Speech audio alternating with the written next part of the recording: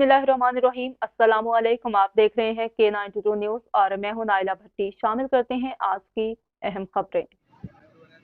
अस्सलाम वालेकुम। हमारा तो तारुफ बहुत हो चुका है, नदीम का भी हो चुका और दूसरे मतलब इनका भी, सलीम सिद्दीकी का भी। मगर गाजी गाजी बहुत गाजी बहुत से हम आपको खुद बताते हैं कि इनका क्या काम है। और ये नदीम साहब का तो साथ मैं बहुत दिन से देख रहा हूँ कि बड़ा अच्छा दे रहे हैं और नदीम साहब के पास टाइम भी देते हैं। इस प्रोग्राम में इन्होंने एक प्रोग्राम की शान बढ़ाने में साथ दिया और वैसा भी नदीम साहब के दोस्त है। तो मैं आपसे पूछूंगा गाजी बॉस, आप ज़रा कुछ बताएंगे? अस्सलाम वालेकुम। मेरा नाम गाज़ी है और मैं व्लॉगर हूँ, टिकटॉक भी बनाता हूँ।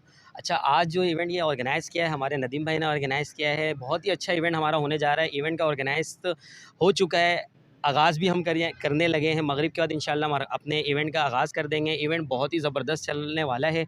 आप लोग भी आया करें, हमारे नदीम भाई के इवेंट में जॉइन हुआ करें, एंजॉय किया करें, अपने टैलेंट को दिखाएँ, अपने स्लॉट्स बुक करवाएँ। Thank you. और ये ले